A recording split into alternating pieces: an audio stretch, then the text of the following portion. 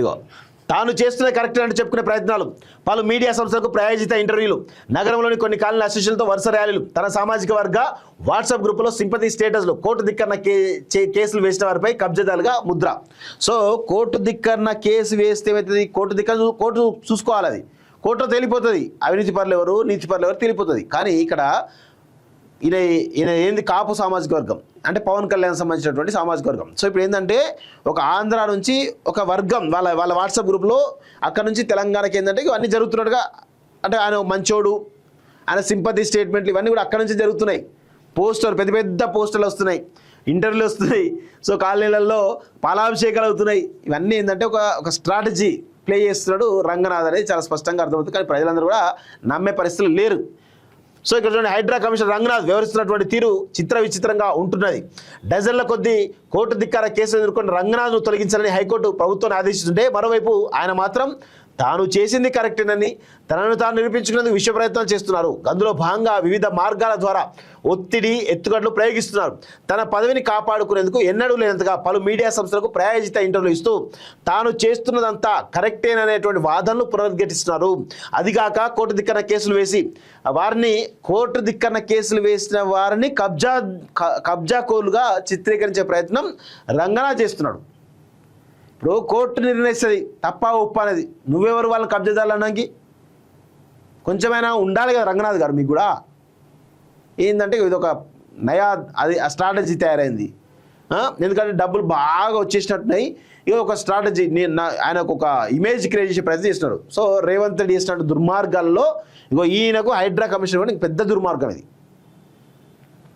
అదిగాక కోర్టు దిక్కన కేసులు వేసిన వారిని కబ్జాదారులుగా సంబోధిస్తూ వారిపై ఎదురుదాడికి దిగుతున్నారని, అంతేకాకుండా తమపై పలు చోట్ల రంగనాథ్ దుష్ప్రచారం చేస్తున్నారని నల్లమల్లారెడ్డి, ఎడ్ల సుధాకర్ రెడ్డి వంటి వాళ్ళు ఆయన వైఖరి తీవ్రంగా ఖండిస్తున్నారు. ఇదిలా ఉంటే రంగనాథ్ మరో అడుగు ముందుకేసి తన సామాజికతను కూడా తన కవచంగా వాడుకుంటూ అదే సామాజిక వర్గం వారితో సోషల్ మీడియాలో పోస్టులు పెట్టించడం, ఆ సామాజిక వర్గానికి సంబంధించినటువంటి కొన్ని ప్రైవేట్ శాఖలు, సంస్థల ప్రత్యేక వాట్సాప్ గ్రూపులో ఆయనకు అనుకూలంగా స్టేటస్లు పెట్టాలంటూ అడ్మిన్ల ద్వారా చెప్పించడం, వారు రంగనాథ్కు మద్దతు స్టేటస్లు పెట్టడం అంతా చకచక జరుగుతున్నది. అదే సమయంలో పలు సంస్థలు, కాలనీ అసోసియేషన్ల వారిని కొందరు హైడ్రా సిబ్బంది ద్వారా ప్రభావితం చేసి మద్దతు ర్యాలీలు చేయాలంటూ పురమాయించి వారి ద్వారా వరుసగా ర్యాలీ చేస్తూ హైడ్రా రంగనాథ్ కావాలంటూ నినాదాలు ఇప్పిస్తున్నారు. 20 రోజులు వరుసగా జరుగుతున్న పరిణామాలు చూస్తే రంగనాథ్ తనను తాను కాపాడుకోవడానికి చేస్తున్నటువంటి ప్రయత్నాలు చెప్పాలి. హైడ్రాను రాష్ట్రవ్యాప్తం చేయాలని ప్రకటన, కోర్టులో కేసులు వేసినారే టార్గెట్గా జరుగుతోంది.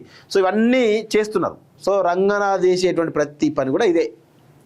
ఆయనకు మొదటి నుంచి కూడా పబ్లిసిటీ, పబ్లిసిటీ. బయటికేమో సత్యపూస లెక్క కొన్ని చేస్తూ ఉంటాడు, తెర వెనుక మాత్రం చేసేది వేరే ఉంటుంది. అనేది చాలా వరంగల్లో చెప్తారు, సూర్యాపేటలో చెప్తారు, ఆయన ఎక్కడ పనిచేసిన దగ్గర అక్కడ ఇవే జరుగుతూ ఉంటాయి.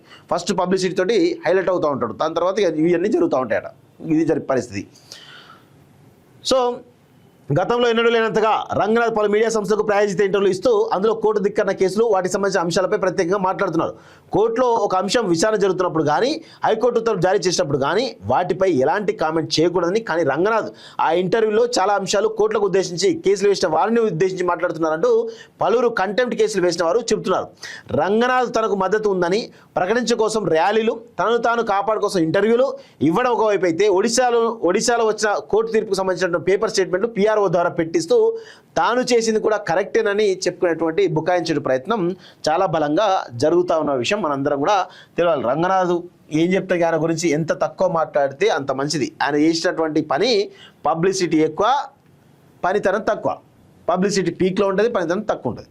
ఇది ఆయన చేసినటువంటి పని.